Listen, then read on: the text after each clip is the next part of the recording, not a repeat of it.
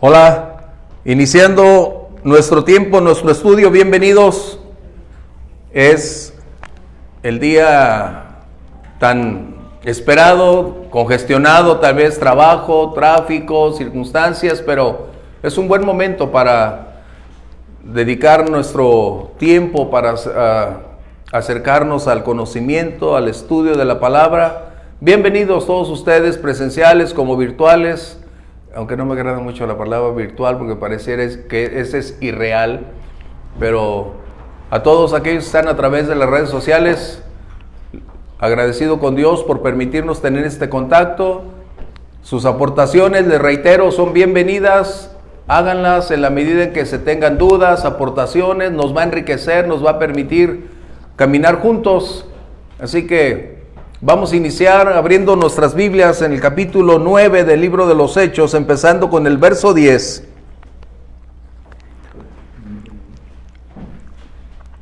Y eso nos va a conducir entonces a una de las grandes oportunidades de 3 conversiones que el libro de los Hechos menciona con un alto grado de impacto, con una capacidad de impactarnos como resultado de lo que se vive. La primera, ya la vimos, fue aquel hombre etíope que había venido a Jerusalén para adorar. Y ahora nos encontramos con la segunda impactante conversión, que es la de Saulo de Tarso. Aquel hombre que había buscado exterminar a todos los discípulos del Señor. Había obtenido la autoridad, las cartas suficientes para extraditar a todos los que él llamaba malhechores, apóstatas, y ese sería el crimen de todos los que se habían convertido a Jesús, el Mesías. Todos los judíos helenistas, recordemos que esos fueron los que salieron de Jerusalén siendo perseguidos por Saulo de Tarso, que por lo general eran aquellos que él conocía, con quienes había mantenido una relación más estrecha, porque es la forma de saber que él estaba ahí. Y una de sus grandes acciones fue el planear cómo no salir responsable ante la ley de la muerte de aquel gran hombre llamado Esteban. Que si pudiéramos verlo, había un gran paralelismo entre Esteban y Saulo de Tarso. Bien, permíteme entonces orar, o si alguno de ustedes nos dirige en oración, por favor, antes de darle lectura. Alguno de ustedes, y adelante, Alfredito. Bendito Dios, bendecimos tu nombre, nos ponemos en tus manos, Señor, ponemos nuestras mentes, bendito Dios. Sí, Señor, ayúdanos. Nosotros, nuestro corazón para escuchar tu palabra. Bendecimos, Señor, tu nombre, te pedimos que uses al pastor para que Sí, Señor. des palabra y pueda hablarnos, Señor. Gracias en el nombre de Jesús. Amén. Amén. Bueno, voy a leer el verso 10 hasta verso 12. Por favor, acompáñame. Ustedes que están a través de las redes, si ya tienen su lugarcito específico, tal vez su café, té, su cuaderno de notas y su Biblia abierta, al igual que nuestro corazón, vamos a dar lectura. Dice el verso 10. Había entonces en Damasco un discípulo llamado Ananías, a quien el Señor dijo en visión: Ananías. Y él respondió: heme aquí, Señor. El Señor le dijo: levántate y ve a la calle que se llama Derecha, y busca en casa de Judas a uno llamado Saulo, de Tarso, porque he aquí él ora, y ha visto en visión a un varón llamado Ananías, que entra y le pone las manos encima para que recobre la vista. Recordaremos que Saulo, respirando amenazas, iba rumbo a Damasco con todo el respaldo legal para realizar la misión que él se había autoimpuesto. Nadie le había pedido que hiciera esa labor, pero su celo religioso lo había llevado a tomar la iniciativa para exterminar a todos aquellos que se habían convertido a lo que él llamaba el camino. Y en ese proceso rumbo a Damasco, recordemos que aquel resplandor lo cegó cayeron todos, todo mundo escuchó algo, pero solo Saulo tuvo la capacidad de escuchar con claridad las palabras que Jesús estaba diciendo, y de esta manera Saulo ahora es llevado a la calle La Derecha en Damasco. Y mientras esto acontece, el Señor siempre nos llama con un propósito.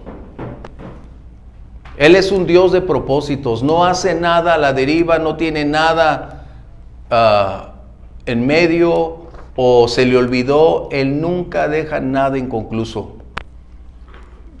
Si me dan mi café, por favor. Gracias, ya está.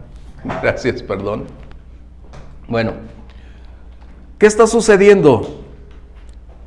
Vamos a ver un aspecto que tiene que ver directamente con la soberanía de Dios en su determinación de elegir instrumentos para su gloria. ¿Ok? Eso es algo que vamos a ver. Pero también hay algo muy importante. Estamos hablando de un hombre llamado Ananías, que vamos a ver más adelante. Gracias. Gracias. Híjole, está como me gusta. Se me va a hacer negra la conciencia con eso.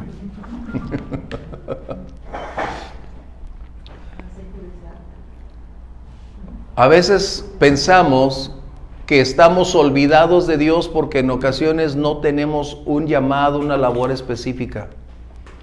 Pero debo decirte que Dios siempre sabe dónde encontrar a sus hombres y a sus mujeres para el servicio. Dios sabe con quién puede contar, a quién puede llamar, y conoce el lugar donde estamos, el nombre que tenemos, el lugar donde vivimos, la calle donde estamos, el peso que está sobre nuestros hombros. Él lo tiene, conoce nuestro corazón y también conoce si estamos dispuestos, disponibles para hacer lo que Él quiere. Eso es muy importante, porque para nosotros a veces decimos: nadie me toma en cuenta, nadie me ve, nadie me quiere, todo me sale mal. No. A veces uno piensa que mientras no hay una labor o una asignación, creemos que estamos olvidados del plan de Dios. No, Dios sabe exactamente cuándo, cómo y dónde nos va a llamar para hacer lo que Él espera. La pregunta es: ¿estaremos listos para ese momento? Esa es la diferencia. ¿Estaremos preparados cuando Él diga: Alfredito, ¿estás listo? Voy a llevar a mis niños. No, o qué voy a hacer. Es cuando Ananías dijo: aquí estoy. No solo presente, dispuesto y disponible. Esto es algo que tú y yo necesitamos tener presente. No es lo que el pastor, no es lo que la iglesia puede ver. Es mi corazón delante de Dios para saber cuando Él diga: vamos. ¿Sí? Eso es muy importante. Porque en ocasiones me ha tocado que en la iglesia nadie me llama, nadie me dice. No es que nadie te llame, nadie te diga. Hacemos la invitación, pero hay condicionantes en que Dios va a utilizar a alguien específicamente para una labor tan impactante. ¿Sí? ¿Comentarios? Bueno, bien. Dios estaba ya tomando la iniciativa cuando entra en el escenario para que Saulo y sus acompañantes tuvieran esta condición impactante. Dios estaba ya tomando todas las iniciativas para preparar un acontecimiento que cambiaría radicalmente el concepto de el cristianismo, alteraría el orden de lo que los mismos 12 habían establecido, porque Dios no está limitado por el tiempo ni circunstancias. Dios cumple sus planes. Dios cumple sus propósitos, aunque para ti, para mí, el tiempo parece verse prolongado. Dios tiene un tiempo especial para Él. Cuando decimos Dios tiene su tiempo, no lo medimos por nuestra agenda, por nuestro reloj o por la prisa, la premura. Dios conoce exactamente el momento justo donde entrar en el escenario. Así que el propósito de Dios era traer a un hombre al conocimiento de su gracia. ¿Y cómo lo haría? Es la pregunta. ¿De qué manera salvaría a este hombre?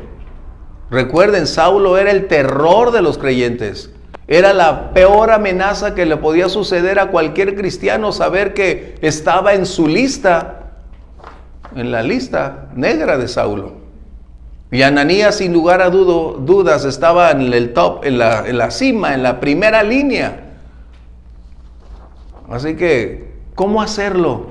Y me agrada tanto Lucas porque nos va llevando, ¿no? Como esa película, como de suspenso, para que asimilemos, para que nos demos cuenta que Dios continúa teniendo esta situación. Bien, la fama de Saulo le anticipó. No sabemos cómo, y es igual lo que sucede en el mundo.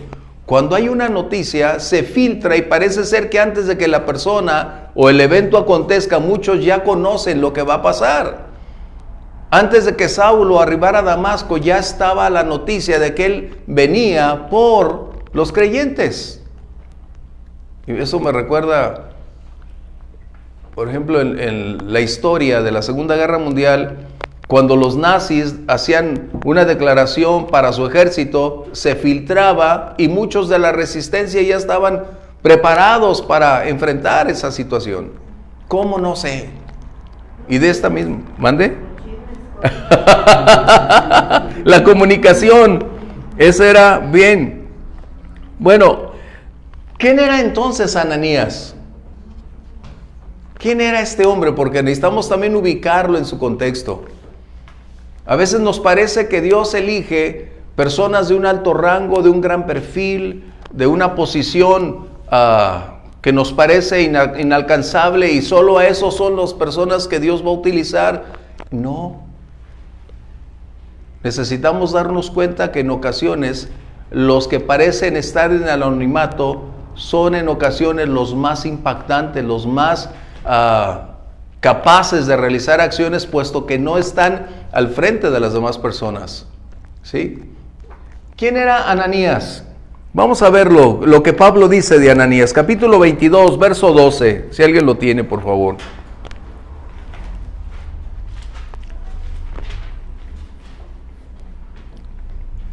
Yo. Sí, adelante, dale. Entonces uno llamado Ananías, varón piadoso según la ley. Vamos a ver sus cualidades o características que el mismo Saulo define. ¿Qué dice? Según la ley, que tenía buen testimonio de todos los judíos que allí moraban. Wow, era un hombre piadoso. Esto quiere decir que era un hombre dedicado a Dios, un hombre temeroso de Dios, un hombre que caminaba acorde a lo que creía y practicaba lo que creía. Él tenía buen testimonio de los judíos. En otras palabras, vamos a decir, él no era un refugiado helenista. Eso deben tenerlo presente. Él no era un refugiado que había venido huyendo de Jerusalén. Él es un residente de la ciudad de Damasco, un judío establecido en la ciudad de Damasco, con un alto grado de credibilidad, con un arraigo de años, podemos decirlo, para tener un buen testimonio ante la comunidad judía. Y de esa manera, la asamblea de Damasco daban testimonio de que era un judío temeroso de Dios, practicante y que tenía una calidad de vida excelente. ¿Vamos bien? ¿Qué cosas, va? Entonces quiere decir que Ananías tenía una relación con el Señor que Lucas no menciona cuándo y cómo se convirtió Ananías, porque eso no era lo relevante. Lo impactante era el trasfondo de Ananías en cuanto a su temor a Dios, su servicio a Dios y la disposición para ser un instrumento en las manos de Dios para cumplir el propósito. ¿Sí?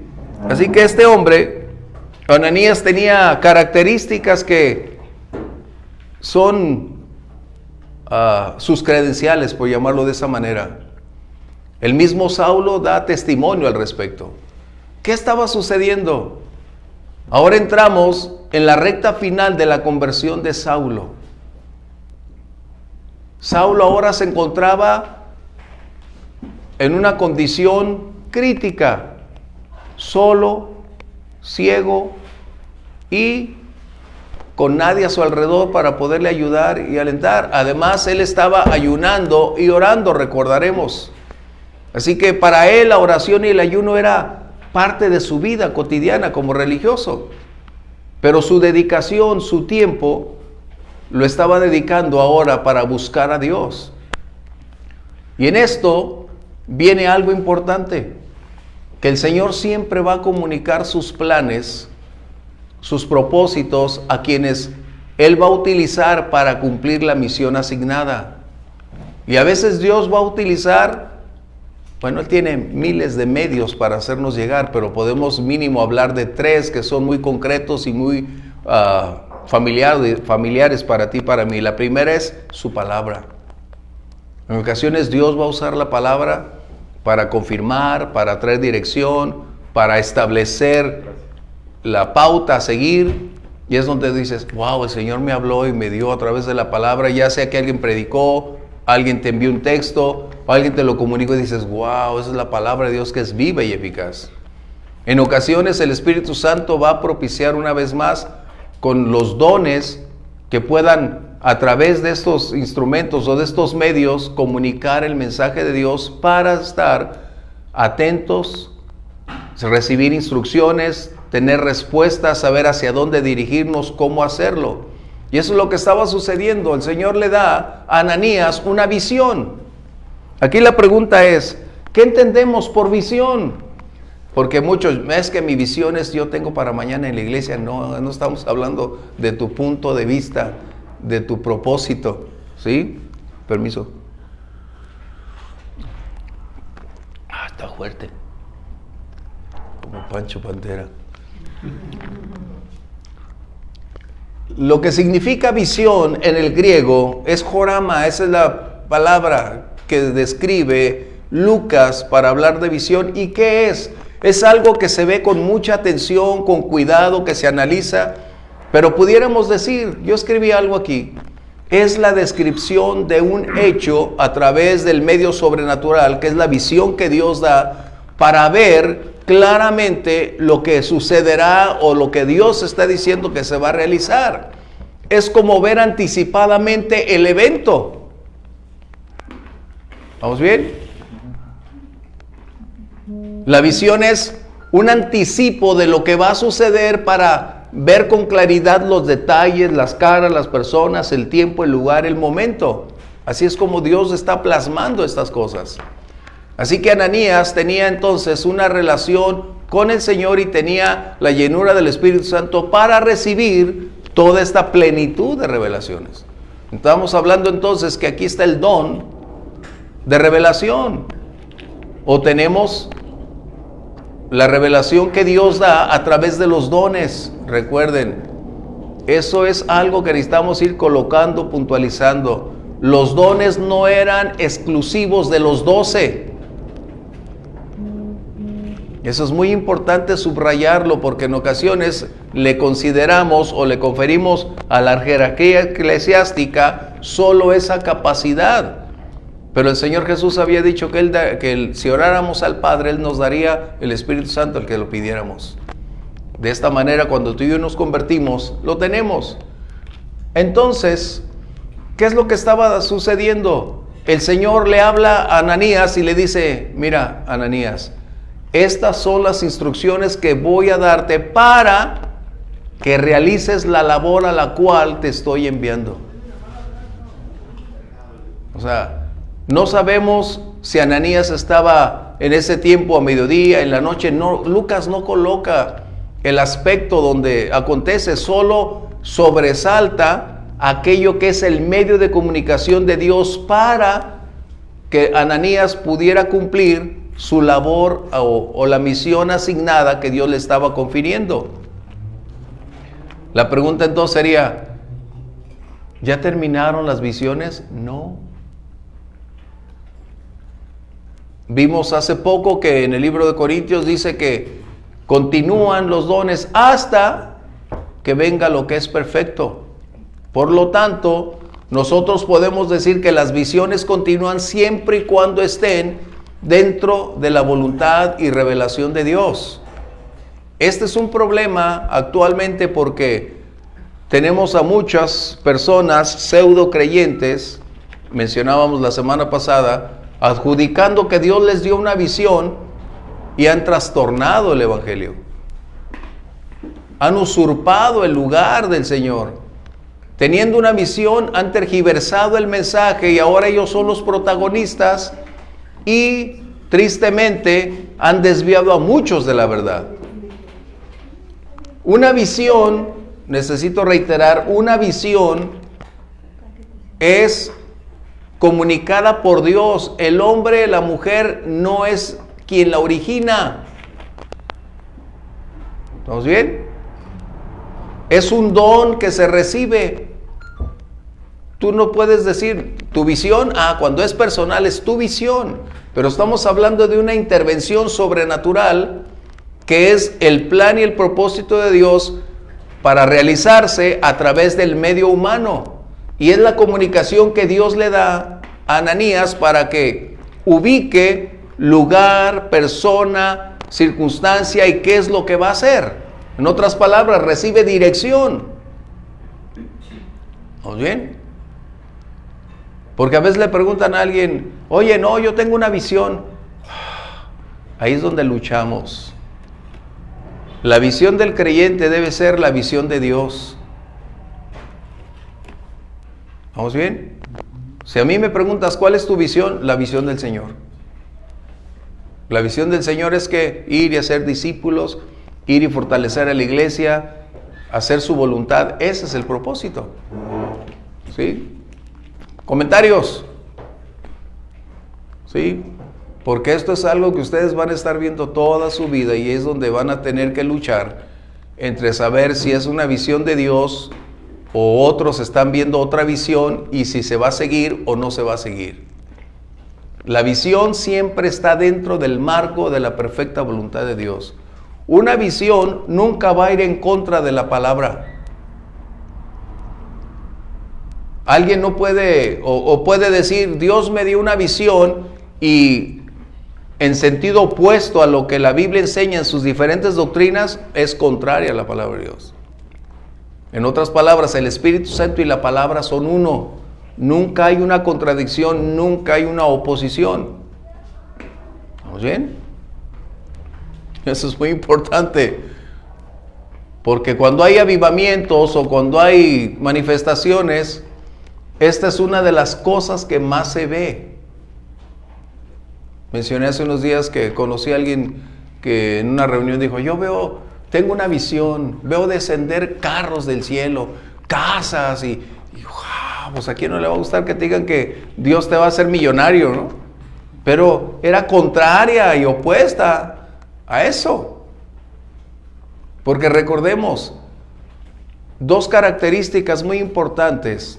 En el Antiguo Testamento, una de las evidencias de la presencia y de la compañía de Dios era la prosperidad. Pero en el Nuevo Testamento no es que Dios no nos bendiga. El propósito en el Nuevo Testamento es nuestra relación con Dios antes que los bienes materiales. ¿Vamos bien? Así que muchos de las doctrinas de la prosperidad toman prácticamente casi todos los textos del Antiguo Testamento para decir que esa es la voluntad de Dios, pero se les olvida que esa era la voluntad de Dios para los judíos específicamente. Y ellos dicen que la prosperidad es un símbolo de espiritualidad y eso es incorrecto. En cambio, la vida espiritual puede tener o no riqueza, que es muy distinto, porque la genuina riqueza es la vida espiritual a la cual Dios nos llamó, sin cerrar la puerta a que Dios sigue bendiciendo a los suyos. ¿Estamos bien? Por eso el apóstol Juan, en tercera de su nombre, cuando está hablando acerca de Teófilo, él tiene una declaración que es el balance perfecto. Dice, amado, yo deseo que seas prosperado. Y ahí es donde la primera parte todos la tomamos. Pero esa prosperidad debe ir en relación como prospera tu alma. En otras palabras, el balance espiritual con el material es perfecto, pero cuando se desfasa y lo material toma el lugar, se convierte en un cruel tirano el dinero. ¿Comentarios? ¿Sí? Pues eso fue lo que pasó con los que ganaron la reforma, pues. Por eso se industrializaron tan rápido. Ajá. O sea, no tanto porque estaban pensando que la bendición provenía de Dios, sino que en la educación y que habían obtenido por medio de la religión en un momento dado. Sí. En segundo lugar, la falta de materialismo, pero incluyendo mucho la vocación, el llamado ante Dios. Ajá. Como seres humanos, y darle toda la gloria a Dios, pues no gastaban. Y eran bien trabajadores, ¿sí me da a entender? Sí. Entonces por eso Holanda e Inglaterra en el 1600 y en el 1700 van a ser las potencias mundiales. Sí, por su... La religión cristiana va a provocar que tengan una vida muy moral, muy disciplinada, en base al cristianismo, pero antimaterial en un momento dado. Entonces crearon mucho ahorro en esas ciudades, después que se van a convertir en esos países. Uh-huh. ¿Sí? Entonces no era que ellos creían como los judíos, que la bendición viene por la prosperidad y tu comunión con Dios, sino que ellos tienen una comunión con Dios, una vida disciplinada, pues por lógica iban a ahorrar, y por lógica iban a tener tanto dinero, y por eso Holanda y Inglaterra van a ser... Y eso también aunado en cierta manera en un punto a lo que está mencionando Noruega, en un tiempo, en ese lapso, estaba quebrada. Uh-huh. Y fueron los creyentes quienes enseñaron que diezmando iban a poder salir del evento, y el gobierno noruego lo coloca como ley. Y después se dan cuenta que no era necesario una imposición, pero ellos lo colocaron como ley, y se dieron cuenta que entonces la nación empezó a florecer como resultado de obedecer a Dios, lo que estamos hablando. De hecho, en algunos países europeos, por ejemplo Alemania, tú entras a trabajar al cualquier lugar donde trabajes, ya sea un bufete o tu propia empresa, donde tú entres a trabajar, ellos siempre tienen una lista de prioridades, entre ellas la siguiente: ¿a qué iglesia perteneces? ¿Dónde te reúnes? Y automáticamente tu salario, el diezmo va para allá. ¿Por qué? Porque eso fue de antaño. Claro, hoy es una imposición, estamos hablando, pero ese fue lo que está mencionando Mar.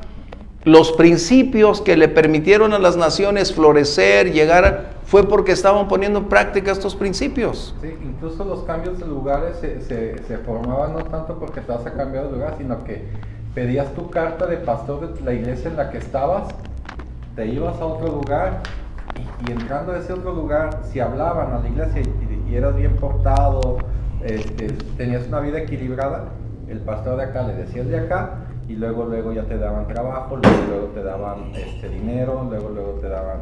Así es.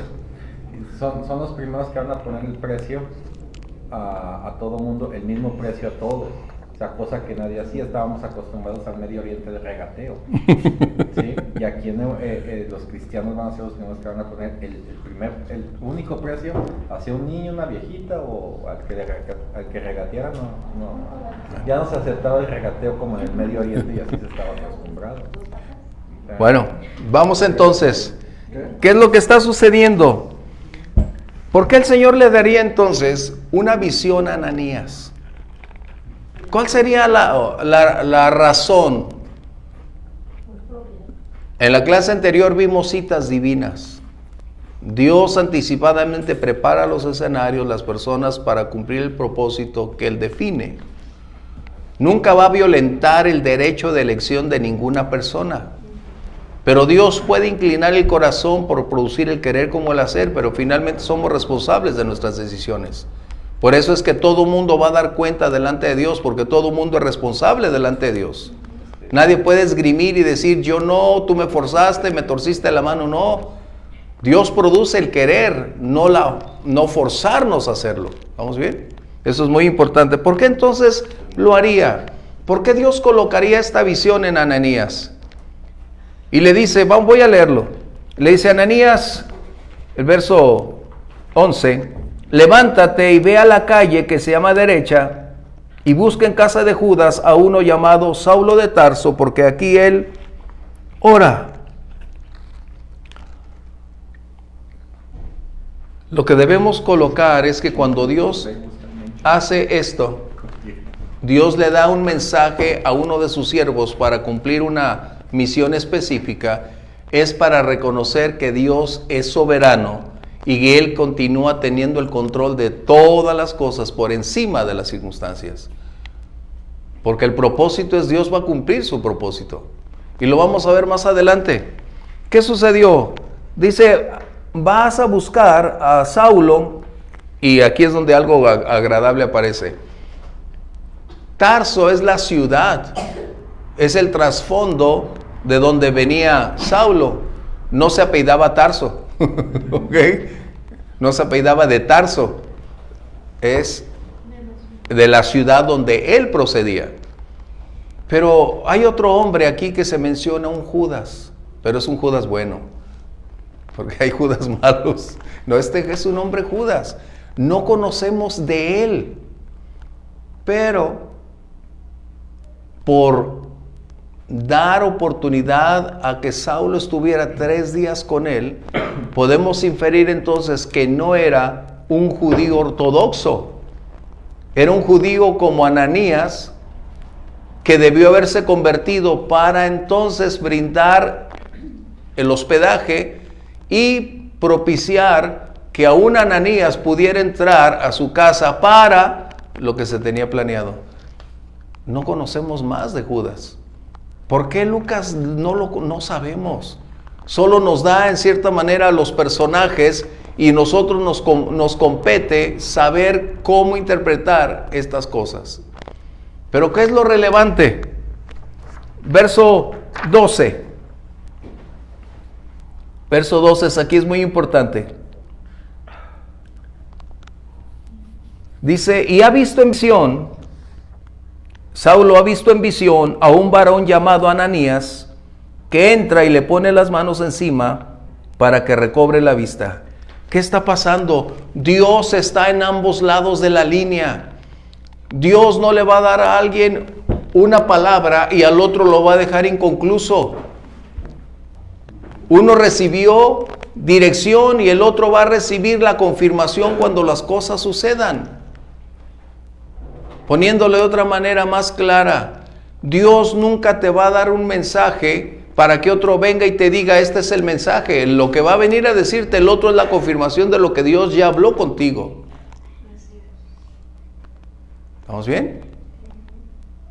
Eso es como si, vamos a hablarle a Ale, por ejemplo, que el Señor le dijera, Ale, te he puesto para que lleves este mensaje a las damas de Sayula. Y Ale, seré yo, estaré de buenas, ¿cómo le voy a hacer? No, soñé esto, estoy mal. Y repentinamente llega Norma y te dice, Ale, el Señor me dio una palabra ayer para decirte que lo que te dijo de ir a Sayula, eso es correcto. Ahí queda clarísimo, ¿va? Tus dudas se disipan. ¿Por qué vino la directriz divina y después viene la confirmación para disipar lo que aquí en nuestra mente se genera? Esto significa que cuando hay personas que dicen Dios te da una palabra, en el libro de Corintios nos dice que la profecía se evalúa, se juzga. No se juzga a la persona que nos da la profecía. Lo vimos hace una clase o dos. Pero todas las profecías se evalúan, se juzgan primero si están también de acuerdo a la palabra del Señor. Por lo tanto, si esa palabra está dentro del contexto de lo que la Biblia enseña y es lo que Dios dirige, y si tú dices, Señor, necesito que confirmes porque no estoy seguro. Dios puede traer a alguien o enviar a alguien y decirte exactamente lo que se requiere. Pero Saulo no tenía una relación con Dios, ¿no? Él se convierte precisamente a... Pero hasta que llega Ananías. No. Saulo fue... Ese es el punto. Cuando lo encaminó. Exacto. Cuando él dice, Señor, ¿qué quieres que haga? Ahí es donde empieza su proceso de conversión. Dios eligió a Saulo y Saulo decidió seguir. Y ahorita, es buena pregunta, ahorita lo vamos a disipar completo, pero él ahora está teniendo, y lo que hagas decir, vamos a aclararlo. Ananías, un discípulo lleno del Espíritu Santo, recibe la visión para alguien que no está lleno del Espíritu, pero que está en ese proceso ya convertido para buscar a Dios y ser un medio del cual Dios lo va a llevar para ser un vaso. O sea, en ese momento la conversión de Saulo, ahorita lo vamos a ver, ya era una realidad, pero lo que sí no estaba ni lleno del Espíritu Santo ni bautizado. Ok, eso sí es muy importante, porque a veces, como en este caso, decimos, ¿qué sucede o cómo sucede? Bueno, estábamos hablando ahorita acerca de la visión. A veces alguien, te reitero, te da una profecía y muchos se la creen y no es malo, pero necesitas evaluarla. Por ejemplo, un pastor, hablando de quienes yo conozco, él tenía una iglesia grande aquí, cerca, donde estamos. Y un día una mujer pseudoprofeta, por eso digo pseudo, porque necesitas tener el trasfondo, le dice, ay pastor, yo te veo en un lugar muy grande, donde muchos vehículos están pasando y se van a detener ahí, y es en la carretera, y él, wow, decide comprar un lugar allá, rumbo a Las Cuatas, más arribita, renuncia a la iglesia aquí, pensando que todo el mundo iba a seguir y que... O sea, hasta el día de hoy, los únicos carros que pasan son desde la carretera, ¡zum, zum! Y solo se paran cuando hay un carro descompuesto. ¿Por qué? Porque él no analizó, evaluó, juzgó la profecía. Ahí él se fue por una palabra que a veces utilizamos. Esa es la palabra directiva, no. Debe ser la confirmación de lo que Dios dice que vas a hacer. O sea, nadie puede sustituir mi relación con Dios. Si Dios me va a usar, Dios me va a hablar y decirme, esto es lo que va a pasar. Pero cuando uno está, iré, no iré, soy yo, no soy, el Señor va a enviar a alguien para decir, esto es. A confirmarlo. ¿Cómo lo vamos a ver? Vamos a ver a Pedro con Cornelio, capítulo 10, a la vueltita.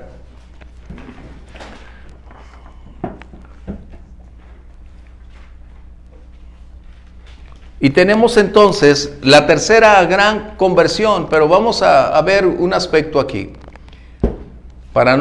Esa será la próxima clase, pero el punto es confirmar.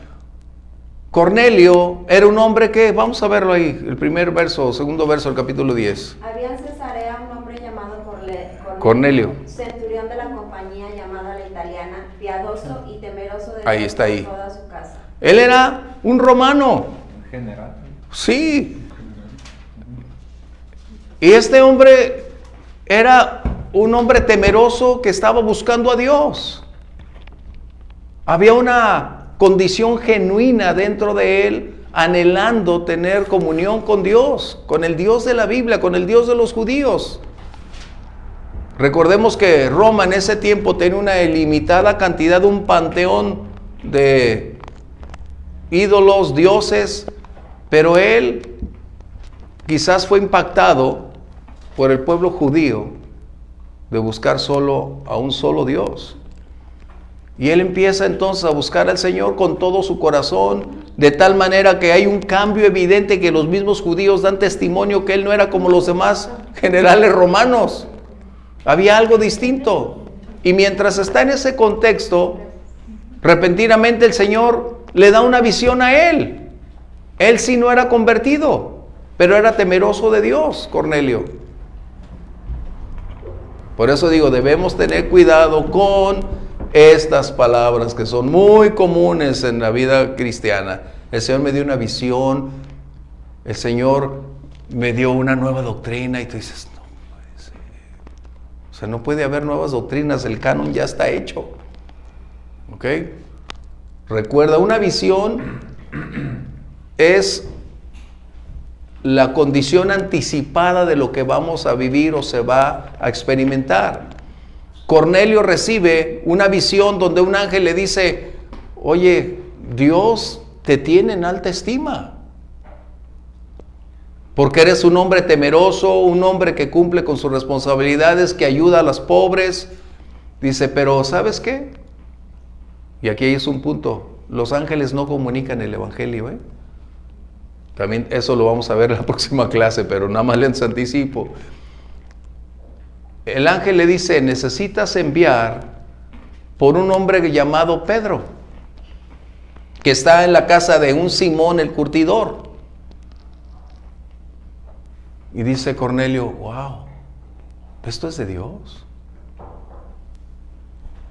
¿Qué hace Cornelio?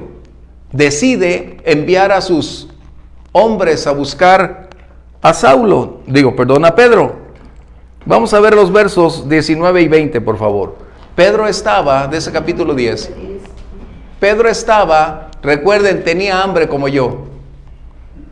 Y se subió a la azotea porque no había de comer todavía. Él todavía no traía la cochinita ni nada, o sea, todavía no traía la comida Elsa. Entonces subió a la azotea. Y mientras estaba ahí, por eso les digo, me gusta Lucas, porque describe con lujo de detalles las cosas. Y mientras estaba ahí, el Señor le muestra un lienzo donde vienen diversas clases de animales, y escucha una voz que le dice, Pedro, mata y come, ¿no? Y Pedro dice, Señor, eso no puede ser, porque ninguna cosa inmunda ha entrado en mi boca. El Señor le dice por 3 veces, pero concluye y le dice, lo que Dios ha limpiado, no lo llames tú inmundo. ¿Cuál era el punto? Pedro estaba con una teología limitada. Su concepto del cristianismo o de la predicación del evangelio solo se circunscribía al ámbito judío. En otras palabras, él quería ser una secta judía. Cuando el Señor les había dicho que el odre nuevo se pone, el vino nuevo en odres nuevos, porque los viejos ya concluyeron, hablando también de que la ley había llegado al su cumplimiento con el Mesías. Vamos a ver entonces lo que dice en el verso 19 y 20, por favor. Y mientras Pedro pensaba en la visión, le dijo el Espíritu, he aquí 3 hombres te buscan. Levántate pues y desciende, y no dudes de ir con ellos, porque yo los he enviado. Wow. El Señor estaba al inicio de la cuerda del principio, es decir, con Cornelio, pero no dejó sin revelación a Pedro. Esta es a la inversa. En Ananías primero le habló al creyente y a Saulo. Aquí primero le habló a Cornelio y después a Pedro, porque con Pedro tenía que tratar ese problema. Ananías no tenía conflictos, pero Pedro tenía un severo conflicto en relación con su teología. Y a veces nosotros estamos igual. Creemos que ya no sabemos toda nuestra teología. El Señor tiene que cambiar mucho dentro de nosotros, ¿sí? Entonces, consolidando lo que recibió Cornelio, el Señor lo confirma con Pedro. Vamos más adelante en ese capítulo 10 y dice, Cornelio, qué bueno que has llegado, porque esos 3 hombres o los hombres que estaban ahí fueron enviados para corroborar el mensaje, la visión que previamente Cornelio había recibido.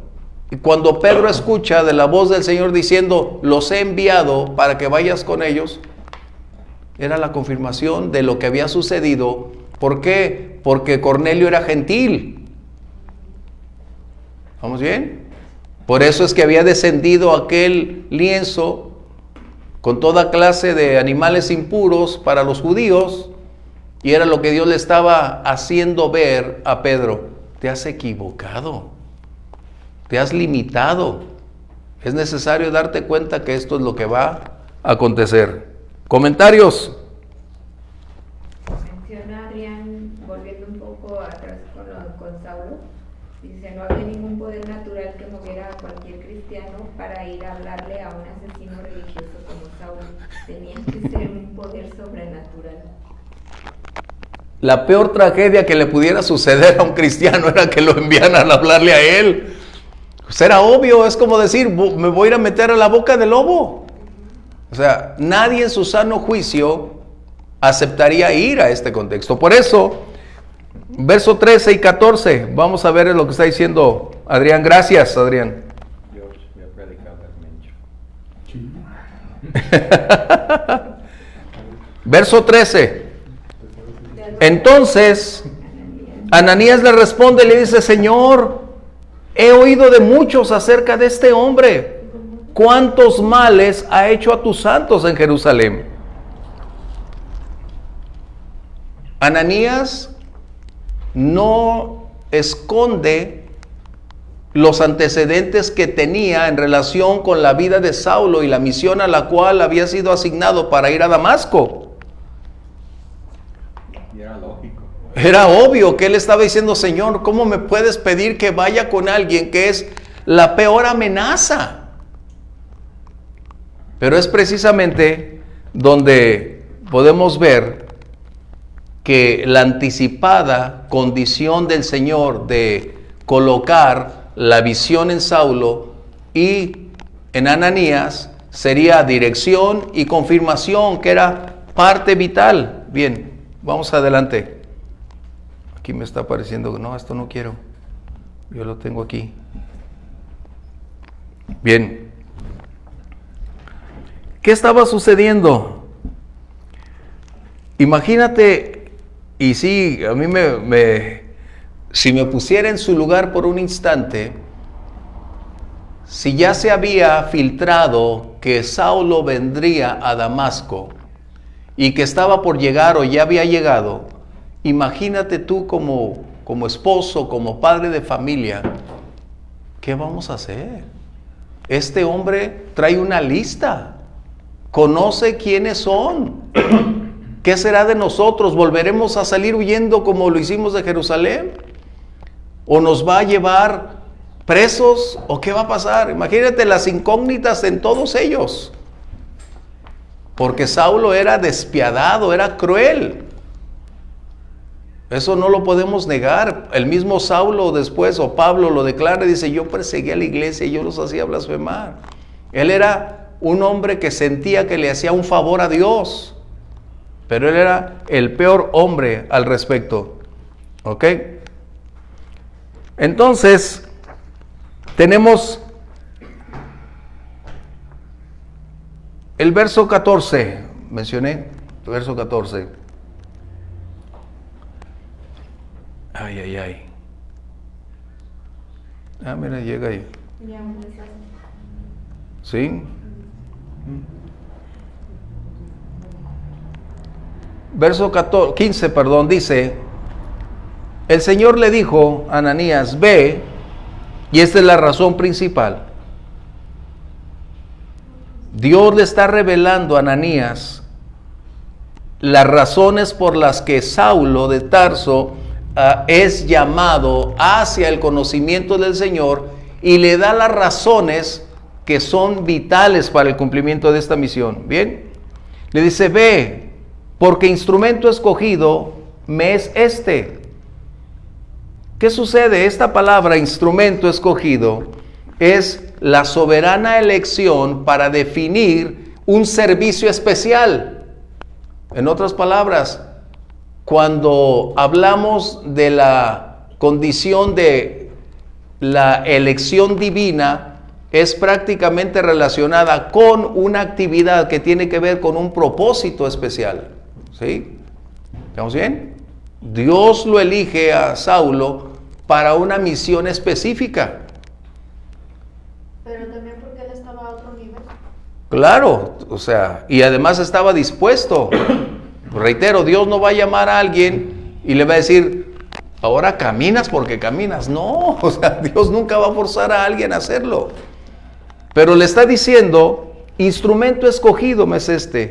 Recordemos, esta es una de las múltiples alegorías que se toman en el Antiguo Testamento. Incluso lo vamos a ver, Pablo también lo vuelve a colocar.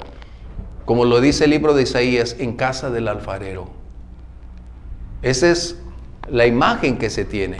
Vamos a ver el verso, aquí lo puse, Romanos 9:21. Esta elección de Pablo era para el servicio. La vida eterna no era como en ocasiones decimos, ya el Señor lo eligió. No, esta era para hacer un servicio específico.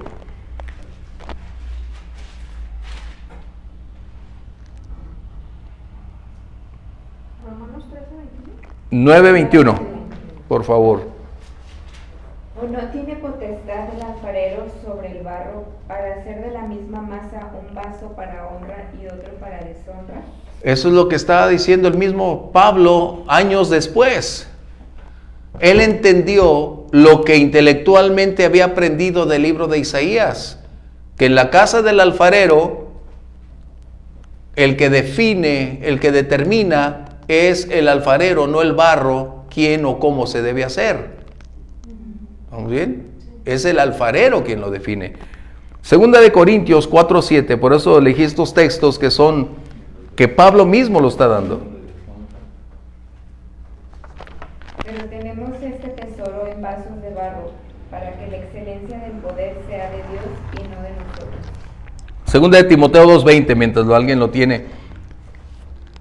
Pablo está tomando una vez más todos estos modelos que él aprendió para manifestar que la soberanía de Dios siempre va a determinar este curso de la historia.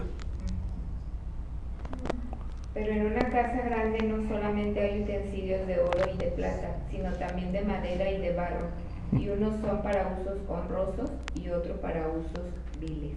¡Wow! ¿Qué manera de ponerlo Pablo años después? Dios le había dicho a Saulo que vendría un hombre que iba a imponer sus manos para que él pudiera tener salud. Pero ¿qué está sucediendo?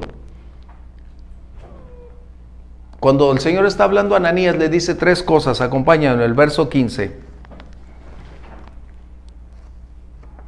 Le dice, ¿para qué ha sido escogido Pablo? Primero, para llevar mi nombre en presencia de ¿quiénes? Los gentiles. Vamos a ver Romanos 11:13, por favor.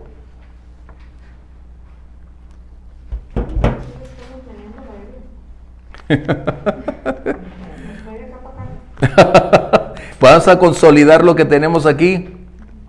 Porque a vosotros hablo, gentiles, por cuanto yo soy apóstol a los gentiles, honro mi ministerio.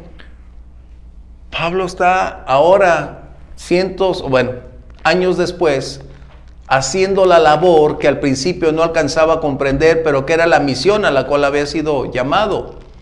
El primer ministerio al cual Dios llamó a Pablo no fue primero a los judíos, era al ámbito gentil. Recordemos que Felipe fue el primer evangelista para un gentil, que fue el etíope. Ahora nos encontramos que Ananías habla con Saulo, y Saulo es el elemento más valioso, si puedo usar esa palabra, para que el mundo no judío tuviera el conocimiento del amor y de la gracia de Dios. Saulo fue llamado a los gentiles, es decir, para nosotros decimos gentiles, para los judíos se llama incircuncisos. Eso es algo que tenemos que entender en su lenguaje, ¿sí? Segundo, dice, en presencia de reyes, y después a su pueblo, sin lugar a dudas. Pero Pablo tuvo un enorme conflicto porque al principio, y debemos admitirlo, todos nos equivocamos. Al principio Saulo se dedicó a buscar cómo impactar, cómo alcanzar a los judíos. Fue por eso que no ganaba, porque Dios lo envió a los gentiles. Y a veces así estamos nosotros, Dios nos da una dirección, no, vamos para el otro lado. Y no vivimos donde Él quiere que estemos. Donde Dios nos envía, ya sea pequeño, grande, oscuro, claro, público, en el anonimato, donde Dios nos envíe, va a ser el lugar perfecto. ¿Sí? Verso 16. Bueno, les iba a decir, Efesios 3:8, si es que quieren tenerlo, acerca de los gentiles, ¿no?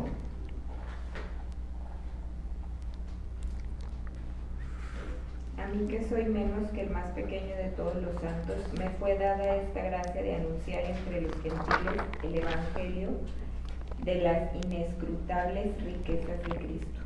Pablo está consciente a qué fue llamado. Verso 16, y voy a mencionarlo. El Señor le está diciendo a Ananías esto, recuerden.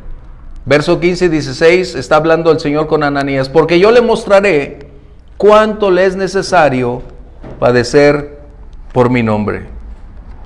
El Señor no estaba colocando, como dicen los gringos, payday, es decir, el día de venganza. No. Esto era parte de las condiciones que el mismo Saulo había propiciado.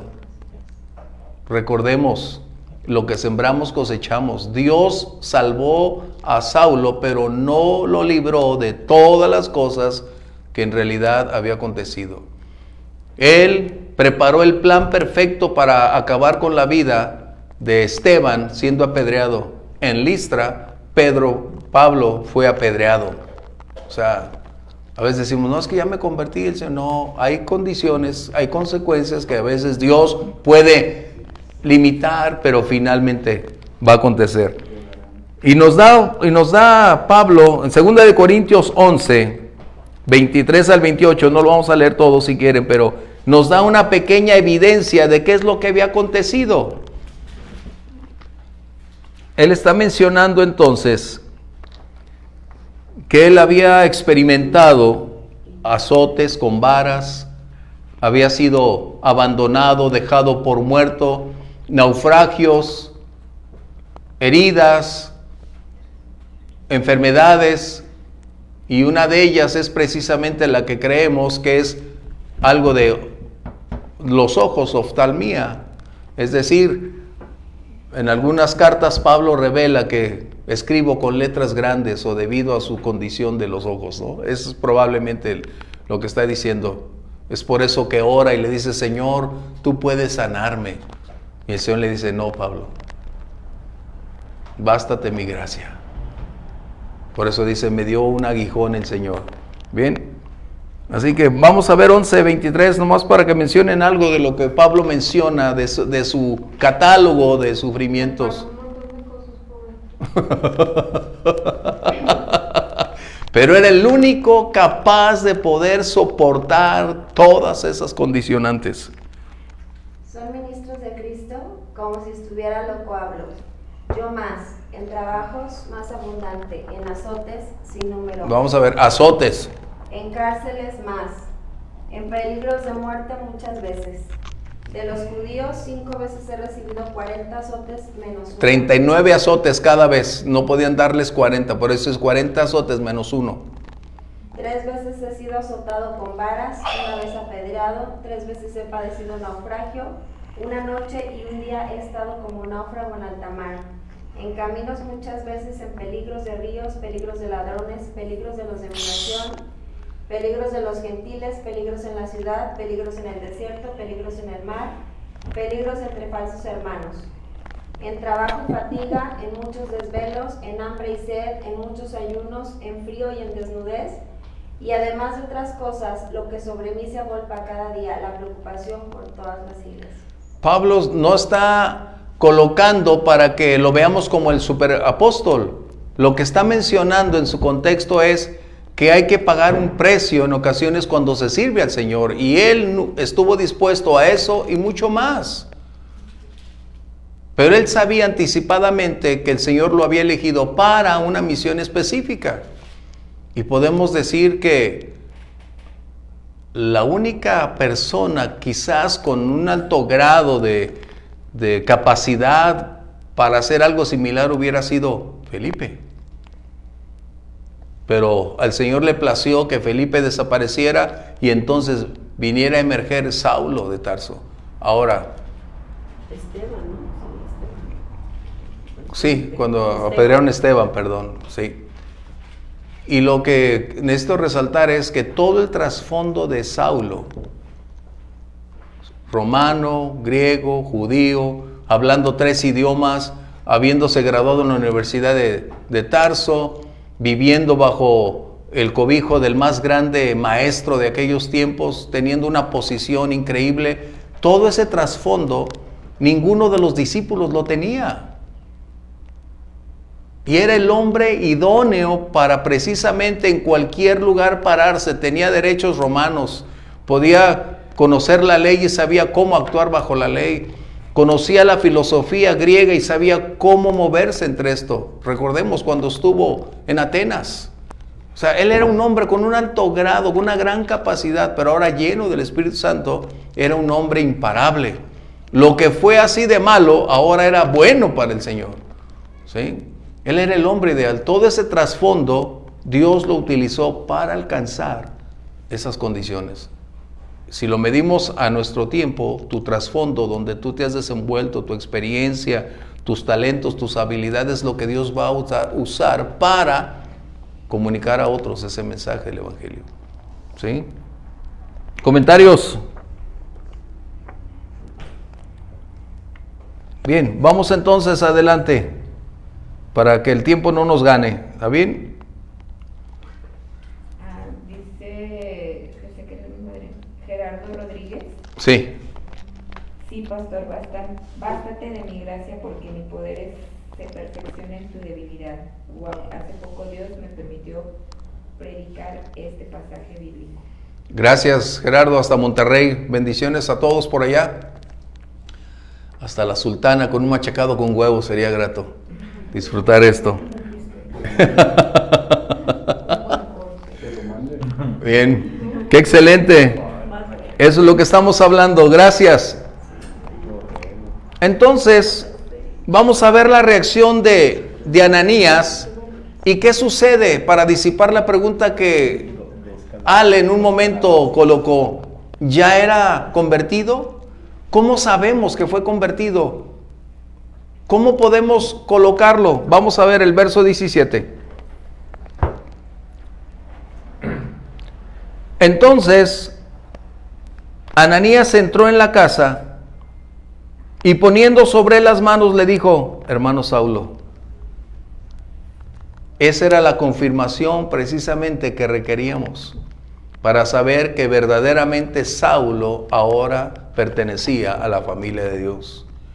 No simplemente era un temeroso, ahora él había tenido la plenitud de entrar, ver, compartir, adorar y servir al Señor. Ahora Ananías está disipando la duda.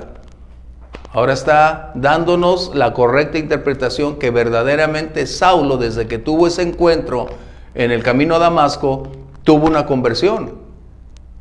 Y en este momento ahora Ananías lo disipa. ¿Sí? Bien, vamos adelante, verso 17. Y poniendo sobre él las manos, dijo: hermano Saulo, el Señor Jesús. ¿Cómo supo lo siguiente, Ananías? Que se te apareció en el camino por donde venías. ¿Cómo sabía? El Señor anticipadamente había hablado con Ananías para cuando llegara el momento. Saulo sabía a quién iba a ver. Saulo sabía lo que iba a acontecer cuando viese a ese hombre llamado Ananías. Lucas no nos dice más acerca de Pablo, excepto que él oraba. Yo no sé si Lucas, porque fue su acompañante permanente. Lucas era un hombre fiel, entregado, un hombre que amaba a Pablo, amaba la obra y se dedicó para estar ahí. Pero coloca solo de Pablo dos cosas. Uno, que estaba orando. y la otra que había sido llamado con una labor específica. Aquí encontramos entonces, dice, me ha enviado el Señor para que recibas don de sanidad, para que recibas la vista y seas lleno del Espíritu Santo. Esto es algo que necesitamos reiterar. Los dones continúan, no se fueron. Y aquí necesitamos sacar otro extracto de una buena lección. ¿Por qué el Señor envió a Ananías y no envió a Pedro?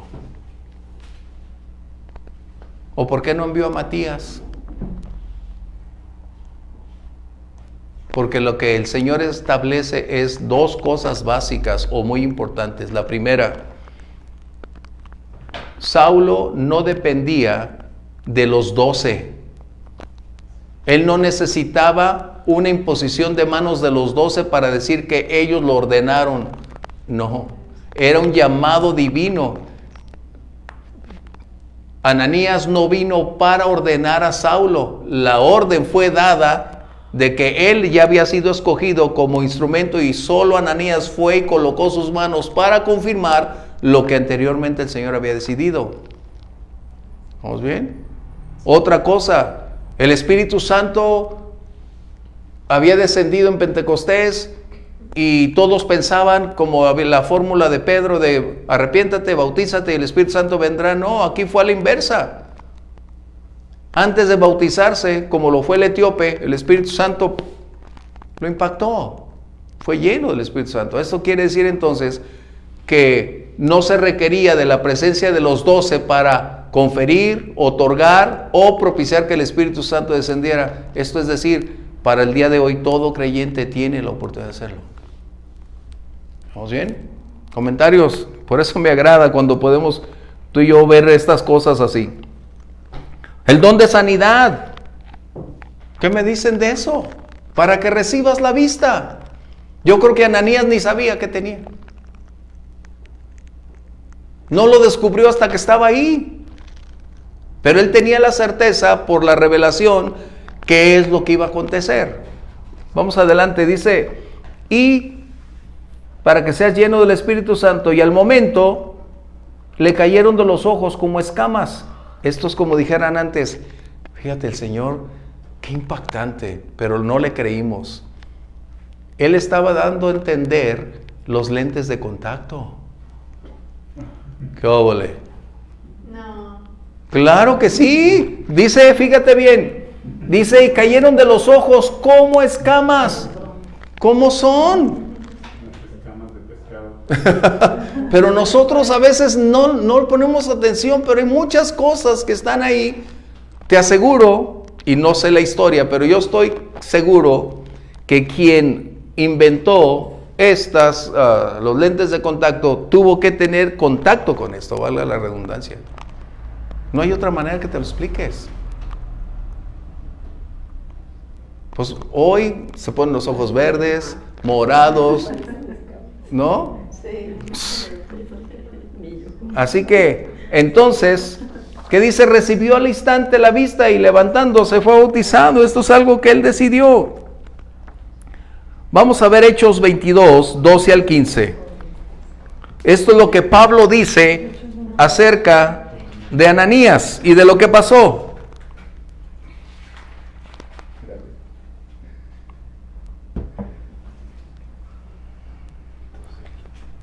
Entonces estamos conscientes que no se necesitaban los 12 y los 12 no ordenan apóstoles. El apostolado es un llamado y es una soberanía divina y reitero, ya no hay apóstoles como en aquel pasado. El canon bíblico ya está escrito, ellos estaban para dar doctrina, para escribir la palabra, ya no. ¿Ok? Hemos dicho que hay apóstoles en el sentido de supervisar, alimentar, fortalecer, pero no como aquellos que tenían la revelación del Espíritu Santo para enseñar en ese contexto. Ya no hay doctrinas que enseñar. Ya el que enseña otra doctrina distinta a la Biblia ya no es apóstol, es un apóstata. ¿Sale? A ver, entonces, Hechos 22, 12 al 15, por favor. Entonces uno llamado Ananías, varón piadoso según la ley, que tenía buen testimonio de todos los judíos que allí moraban, vino a mí. ¿Quién está hablando? Pablo. Ok. Vino a mí y acercándose me dijo: hermano Saulo, recibe la vista. Y yo en aquella misma hora recobré la vista y lo miré. Y él dijo: el Dios de nuestros padres te ha escogido para que conozcas su voluntad y veas al justo y oigas la voz de su boca, porque serás testigo suyo a todos los hombres de lo que has visto y oído. Porque verás al Señor y escucharás del Señor. En otras palabras, tú tendrás el gran privilegio.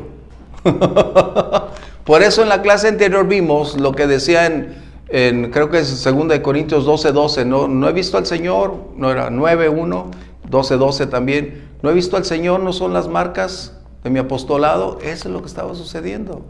Entonces, ¿qué podemos decir? Que lo que el Señor está colocando previamente para cumplir su propósito, lo hará a través de medios humanos. No se necesita ser un jerarca, no se necesita tener una posición alta. Dios conoce dónde encontrar a los suyos. A David lo encontró detrás de las ovejas para hacerlo rey de Israel. ¿Estamos bien? A Eliseo lo encontró atrás del arado para hacerlo el sucesor del profeta de Elías. Dios sabe dónde encontrar a los suyos. Así que donde tú y yo estemos, Él nos está preparando, y nuestros antecedentes, en donde hemos transitado, donde nos desenvolvemos, puede ser el escenario que Dios utilice para que ahí tú y yo compartamos de su gracia, o seamos enviados para decir algo a alguien específicamente, donde los dones puedan seguir fluyendo. De nosotros depende que el Espíritu Santo continúe también llenándonos, si es que nosotros tenemos hambre y sed y seguimos orando: Señor, hazlo conforme a tu obra. ¿Sí? ¿Comentarios antes de irnos?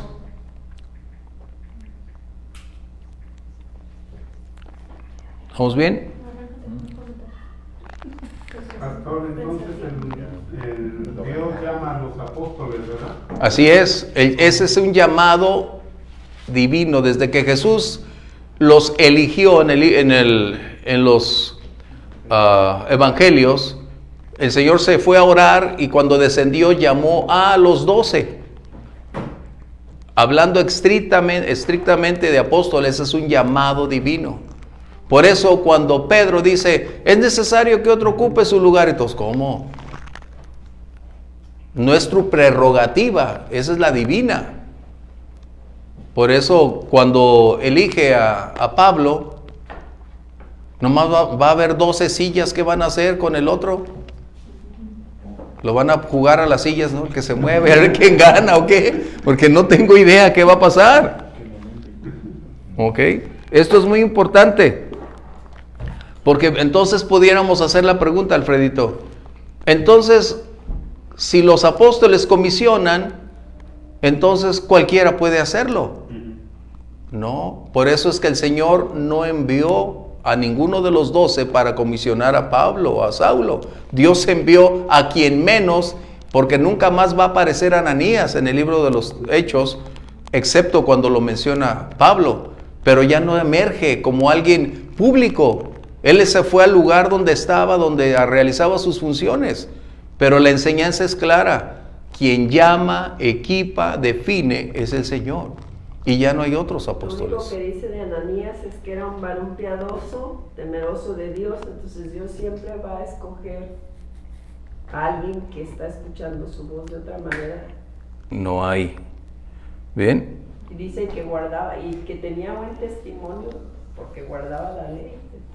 O sea, era un hombre de testimonio de los judíos. Así es.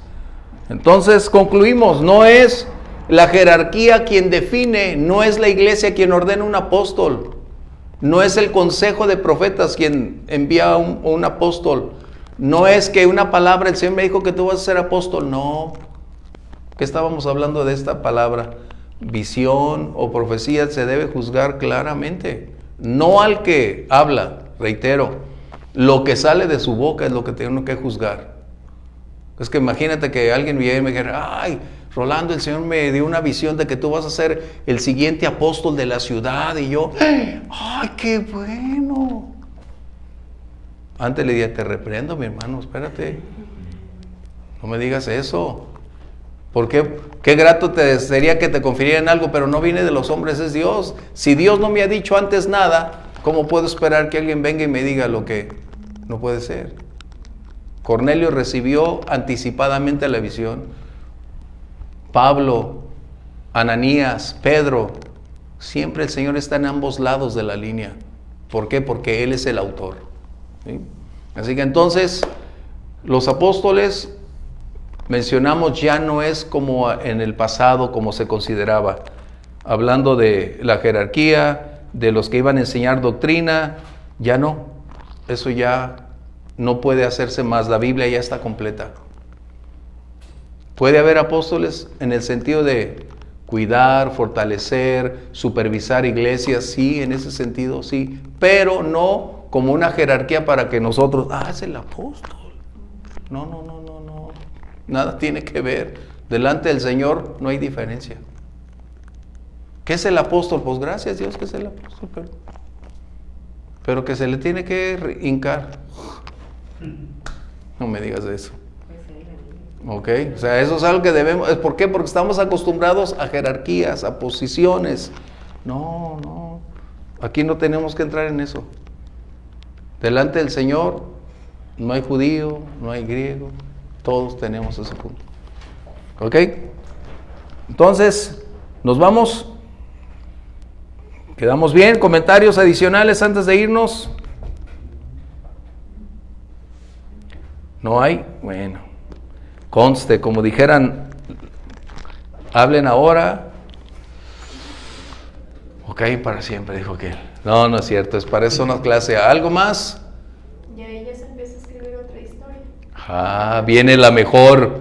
Ahora viene, ¿qué es lo que va a suceder? Eso me agrada. ¿Por qué? Porque Saulo, reitero, Saulo se equivoca, como cualquiera de nosotros, yendo primeramente a los suyos cuando había sido llamado ¿a dónde? A los gentiles.